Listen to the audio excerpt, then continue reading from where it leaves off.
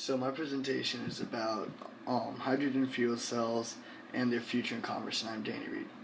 So first off, what is a hydrogen fuel cell?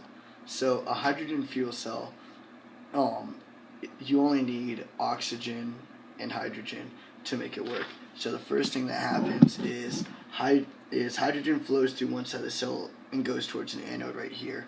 And then at the same time, air flows through the other side of the cell and goes towards a cathode right here. So, and at that time, the anode separates the hydrogen into protons and electrons, and then right in the middle you have the PEM, which is the polymer electrolyte membrane, and that allows the protons to flow through it to go to the cathode. And then at the same time, the electrons that were separated flow out through an external circuit and create electricity. And then when the protons get over here, they combine with the oxygen to create water, which is the only byproduct of a hydrogen fuel cell. That and heat. So that's why hydrogen fuel cells are so revolutionary. They can power our vehicles and do a lot of things, but only have the byproduct of heat and water. So the beginning of hydrogen fuel cells started with this man, Humphrey Davy. Back in the early 1800s, he hypothesized that fuel cells in general could work.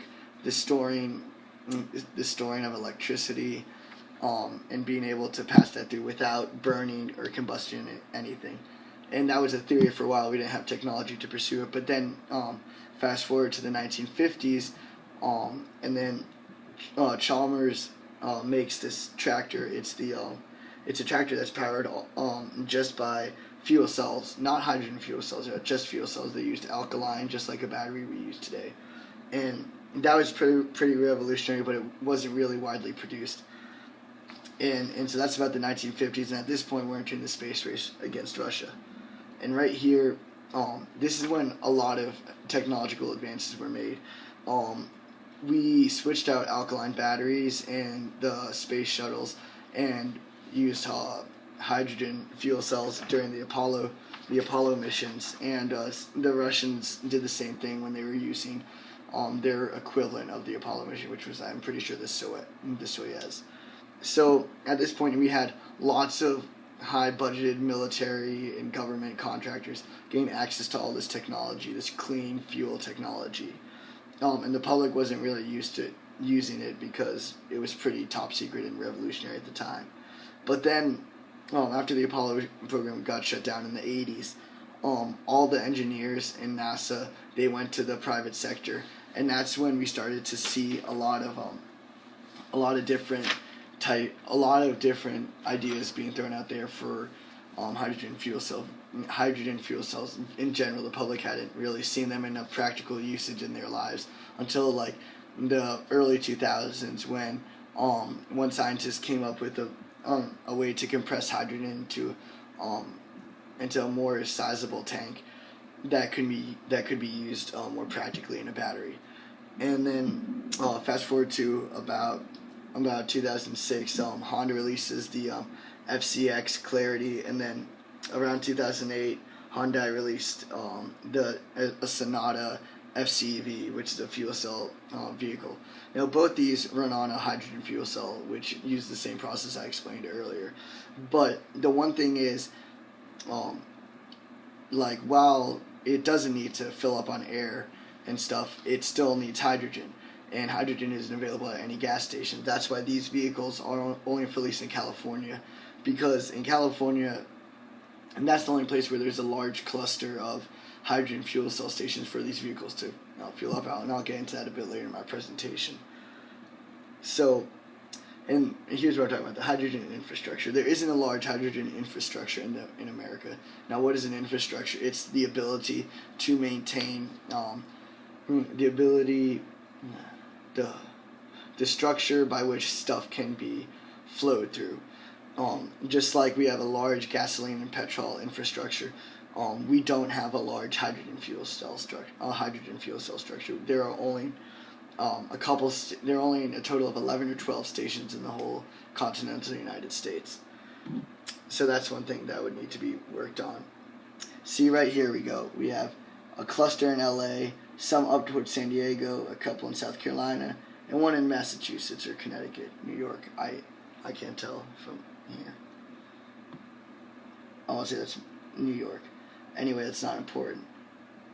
So that shows how we don't have a large hydrogen fuel cell structure, which brings me to my next point about the forecast.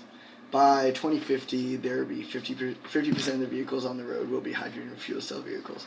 I attained that number by saying there are 1,000 vehicles in the U.S., 1,000 hydrogen fuel cell vehicles in the U.S. today, and by 2050, judging by math, 50% of the vehicles will be hydrogen fuel cell vehicles, and there will be a large enough hydrogen infrastructure to maintain them.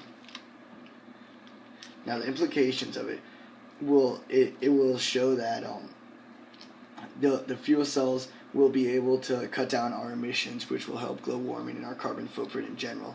It'll make us a country, and we can hopefully export this technology once we mass manufacture it and work at all the kinks. Now, it will also create a lot of job opportunities by making by the need for more engineers to know how to work hydrogen fuel cell vehicles, and also more scientists who are in the previous internal combustion engine market for cars, the cars we drive today, to work and try to improve these engines and whatnot, to try to make them more better and possibly even cleaner or more efficient, just how we use ethanol in our gasoline today. It could be some mixture with hydrogen and another element to make it even more efficient. So another thing that is really important here is sort of the negative impacts of hydrogen. Lots of the gasoline infrastructure will be not needed if my forecast comes true. And another thing that happened, the government will need to switch the regulations from petrol and gasoline to hydrogen, because right now the government taxes 48 cents on a gallon of gas, and there are not many large government taxes on hydrogen. So that would probably have to be switched over, and that would cause definitely some lots of debate on Capitol Hill and in our lives, judging by it's a renewable resource and we shouldn't have to pay for it and whatnot. I don't know what the public discussion would be. This is a new discussion for me too. So to the investment advice, I would say that the most safe way to invest would be to wait for either for a hydrogen fuel cell infrastructure to be built, or the hydrogen fuel cell vehicle car to become big. But it's hard because both of those factors are relying on each other. So the fuel cell car won't be bought by a lot of people if there aren't enough stations for people to travel safely and without the fear of their car getting stranded without any hydrogen stations near them. And people aren't going to build hydrogen fuel cell stations if they know not a lot of people have hydrogen fuel cell cars. So it's a trade-off about which will come first, and both of them need to happen at the exact same time. But I do believe that one of the safest ways to somewhat invest in this would be to invest in a car company that already has a fuel cell vehicle. Like Toyota has the Mirai, which is, I think, future in Japanese, and that is a fuel cell vehicle that has just come out.